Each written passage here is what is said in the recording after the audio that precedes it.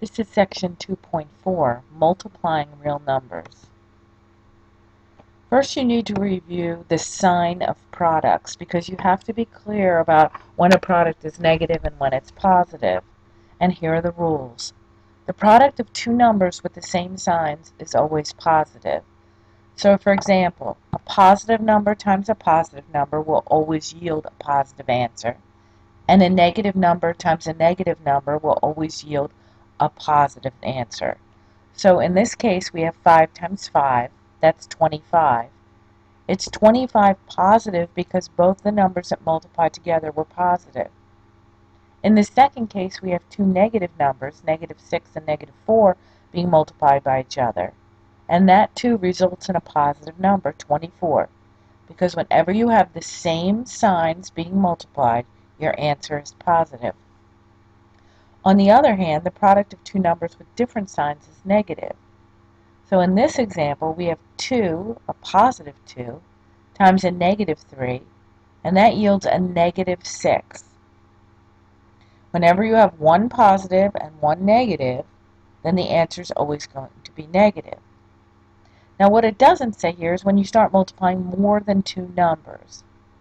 The rule that you should always be aware of is if there are an odd number of numbers being multiplied, then they're always, and their signs are not the same, okay? In other words, if one of them is negative, if an odd number is negative, then the answer is going to be negative, okay?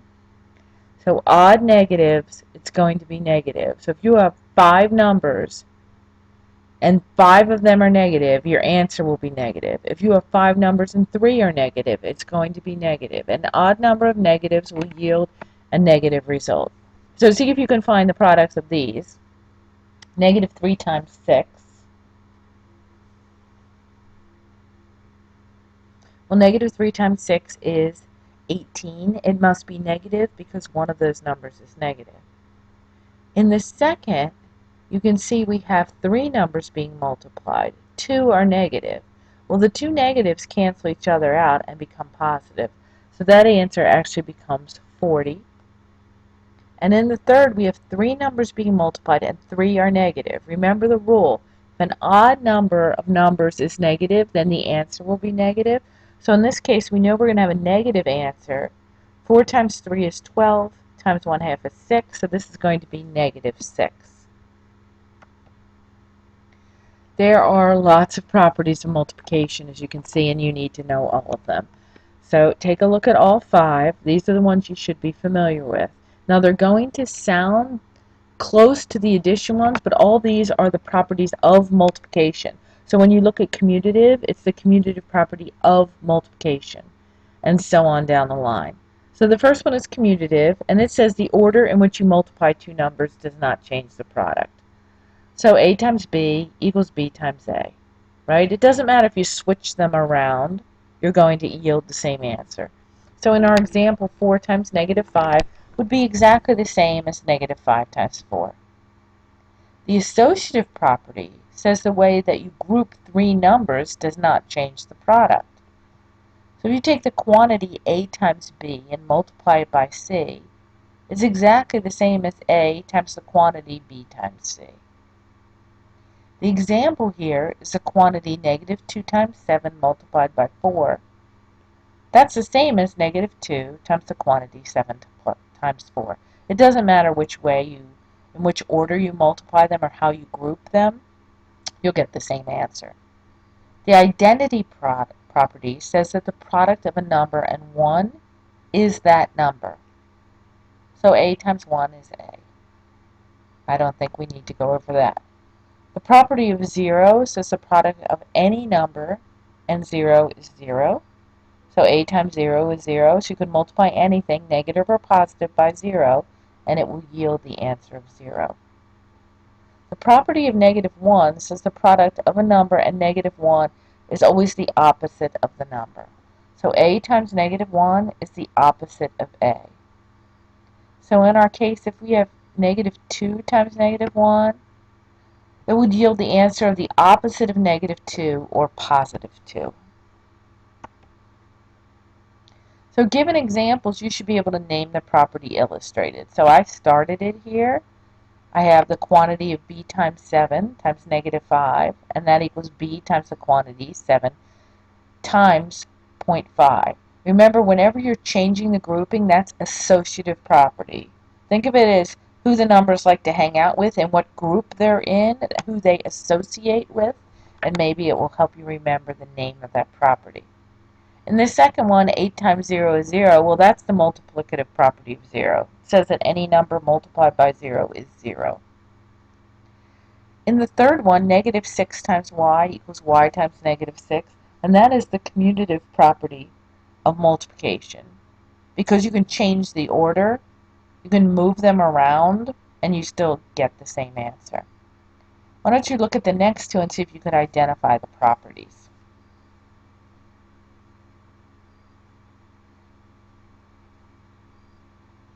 The fourth one, 9 times negative 1 equals negative 9.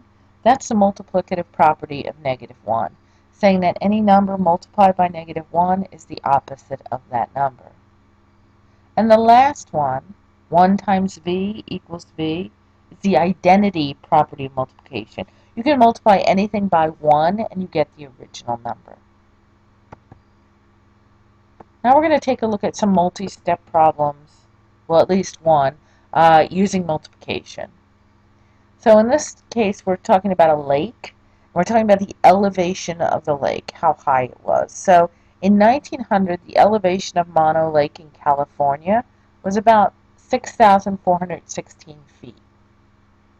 From 1900 to 1950, the average rate of change in elevation was about negative 0.12 feet per year. And from 1950 to 2000, the average rate of change was about negative 0.526 feet per year. They want you to approximate the elevation in 2000. Well, there are two things to do here, so we're going to think about this problem in two steps. The first thing is to calculate the elevation in 1950 using the first rate of change, and then taking that resulting calculation, calculate the elevation in the year 2000. So set up your equation, and our equation here is that the elevation equals the original elevation plus the quantity, the average rate of change times the years past. Because remember, the rate of change is in feet per year. You want to multiply that by the number of years to get the amount of feet that it changes. So if we look at the elevation in 1950, it would start at 6416, but we're going to add the average rate of change, negative 0.12, times the number of years that have passed until 1950. That would be 50. When we multiply that out, we get negative 6. So the elevation in 1950 is 6,416 minus 6, because the elevation is decreasing. So we get 6,410. Now to get the elevation in 2000, we have to take what it starts at in 1950, 6,410, and add the change in elevation. Well, the change again is going to be negative. It's going down by 0.526. That means it's negative 0.526 times 50 years. When you multiply that out, you get negative 26.3. So 6410 minus 26.3 is 6,383.7 feet above sea level. That's the elevation in the year 2000. Using this method, you should see if you can estimate the height in 1925 and then in 1965. Think about how you do it using the same method, right? Start at the beginning and then use the rate of change times 25 years, right? The difference between 1925 and 1900 to get the elevation in 1925. And then from 1925 to 1965, it would be a change of 40 years. So you're going to multiply 40 by that change of 0.526. So take a look at that and see if it works. Because the years are not so clear-cut here. If you take a look at the rate of change, it's consistent from 1900 to 1950. But then it's different from 1950 to 2000.